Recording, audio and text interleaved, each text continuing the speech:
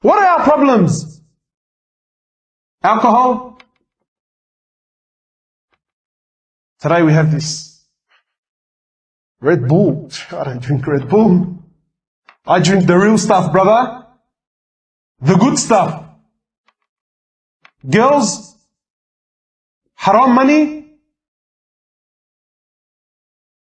These are the problems that we face today. But how do these problems come? How do these problems come, my brothers? We said that the battle is between us and Shaitan. Anyone here who has a girlfriend, anyone here who drinks alcohol, anyone here who drinks, smokes pot rather, hashish, cocaine, heroin, whatever it is, Shaitan never came to you and said to you, brother, you should have a girlfriend now. How does he come? It's just a look. It's just a cigarette. No, I'm just trying it. I'm just trying it. There's a story that I want to share with you. It's the story of Barsisa. Anyone heard the story of Barsisa? Yeah, you've heard the story of Barsisa? Barsisa was a great abid from the time of Bani Israel. Great abid, great pious man. He was a monk. Nowadays, a sheikh. And my brothers, as I share the story of Barsisa with you, don't think of Barsisa, think about yourself. Put yourself in the shoes of Barsisa. Barsisa was a great scholar, someone who worshipped Allah, very pious. The whole community knew about him. He had his own temple where he worshipped Allah day and night. And 3 brothers, they wanted to go in Jihad, but they had a sister. And they said, if we go to Jihad, who's going to look after our sister? So they said, who better than Barsisa? He's a great abid, he fears Allah, everyone, he's of high esteem. Who better than Barsisa to look after our sister? So they came to Barsisa. Now look at the trick of Shaitan. Look where it starts, my brother. They came to Barsisa and said, Barsisa, we want to go for Jihad, and we're wondering, can you look after our sister? So Barsisa immediately says, he says, A'udhu billahi minash shaitanir rajim. This is Shaitan. No way. So the men were disappointed and they left. Then Shaitan came to Barsisa. He's not Shaitan. Today he's our Sheikh. So we'll call him Sheikh Shaitan. So Sheikh Shaitan came to Barsisa and said, Barsisa, brother, what are you doing? These men, they want to go for Jihad. They're going for good. They're going for the sake of Allah. Barsisa, if you do not look after her, who's going to look after her? You are the most noble, Barsisa. You are the most pious man. If they leave her with someone else, what do you think will happen? So Barsisa says, maybe I should look after her for the sake of Allah. For the sake that these brothers, look at the trick of Shaitan, my brothers. When Shaitan knocks on your door, Shaitan does not want you to open it fully. Just a little peep. A little, who is it? That's all he wants. A little crack. That's all Shaitan wants. Shaitan has all the time in the world. Shaitan wants a little crack.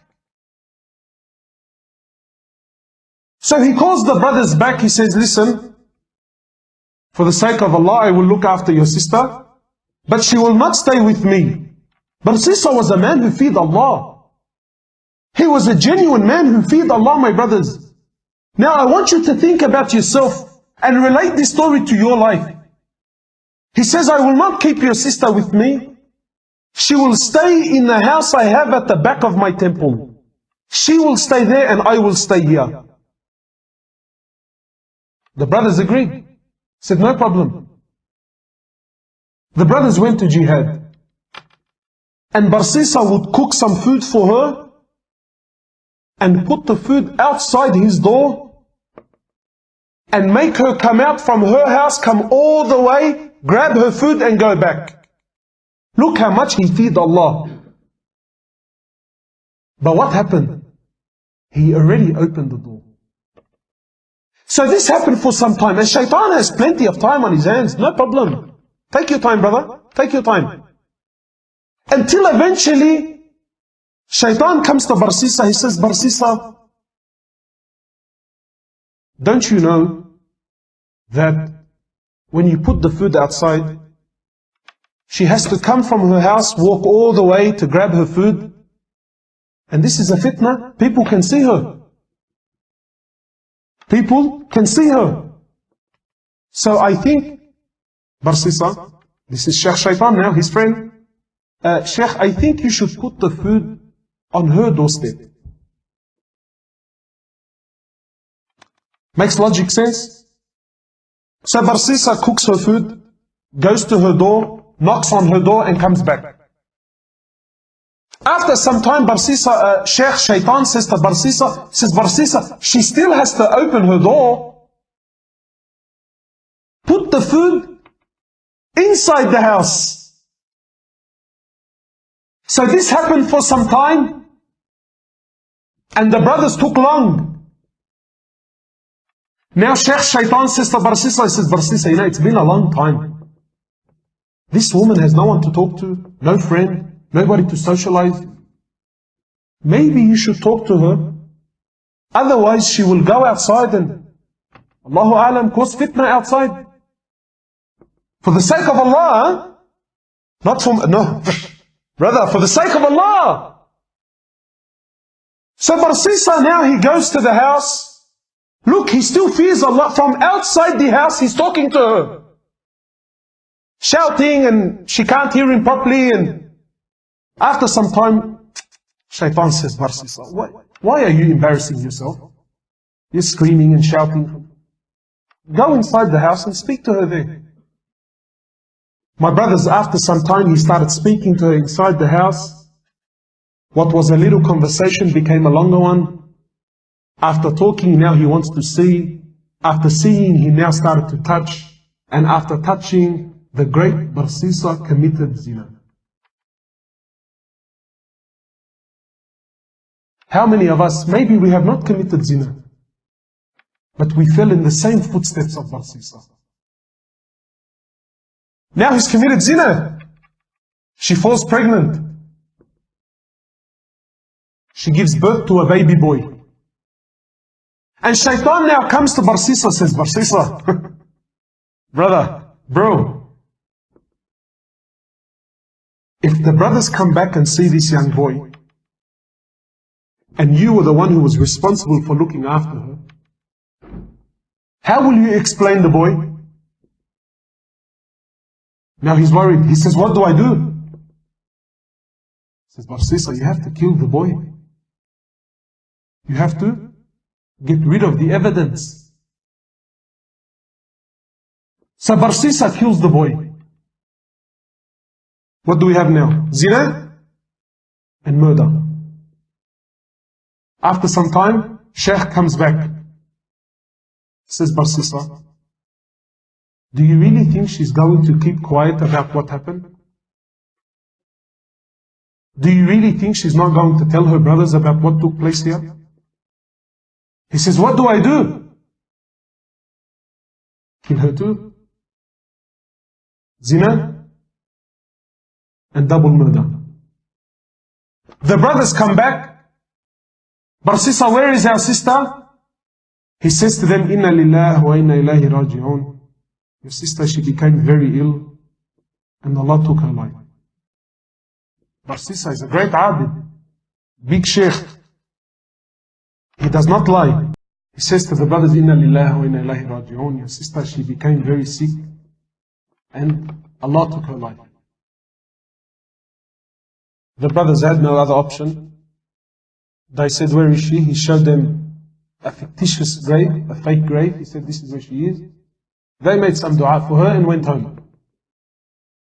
The next morning, one of the brothers, he says, I had a very interesting dream last night. The other brother said, I had an interesting one too. What did you see? He says, I seen in my dream that our sister was not sick. Rather, she fell pregnant, she had a boy, and her and the kid were murdered. And I seen that she was not buried where he showed us, but she was buried somewhere else. So the other brother says, Ajib, I had the same dream. So they said, both of us cannot be wrong. They went to where they seen in their dream, they dug up that grave there, they found their sister and the baby there. They went back to Barsisa, they said, Barsisa, you lied to us, this is what took place, and now we're taking you to the ruler. Look at the trap of Shaitan, my brothers. Look at the trap of haram. Look at looking at just one look at a girl. Just one look. One cigarette, brother. Brother, it's only a cigarette. I'm not having pot. I'm not having, no. I'm not having hashish. No. It's just a cigarette, brother. Yes, my brother, now it's just a cigarette. Brother, now it's just one look. Brother, now it's just SMS between you and her. Now she's just a Facebook buddy, But tomorrow, my brother, you don't know where that is. You see, if you and I are walking now on the same road, and I take a one degree angle, just 1 degree. How many degrees are there? 360. I'm only taking one. If I take 1 degree, can you notice it? Very little. But after a long distance, though it's only 1 degree, how far will I be from the original point? Big gap. So yes, it's one glance. It's one look. Yes, it's one text message. Yes, it's one loan. Sometimes, brother, I'm stuck now. I'm only taking just this one credit loan just one time. I'm choking, brother, I'm choking. So yes, it's only once. But once you open that door, my brother. So now they're taking Barsisa where? To the ruler. Now on the way, Barsisa is looking at himself, he's thinking, how did I get in this mess? Zina, double murder, and now I'm going to be executed.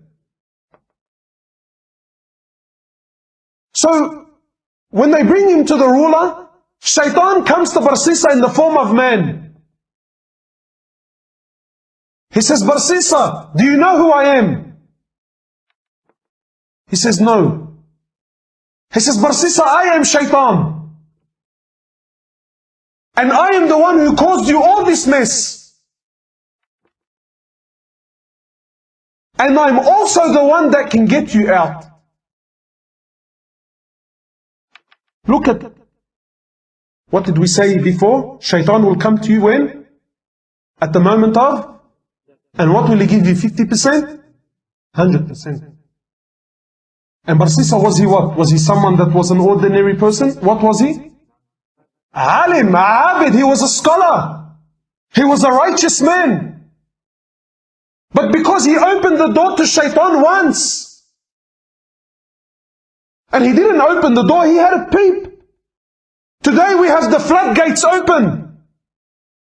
We don't have doors, we have doors, windows, shutters, everything is open for Shaitan. He says, Barsisa, I can get you out, man. I have a lifeline for you, Barsisa. He says, anything. Get me out of this.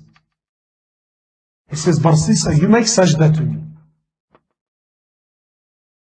You make sajda to me, Barsisa, and I will get you out. So Barsisa, he makes sajda to him.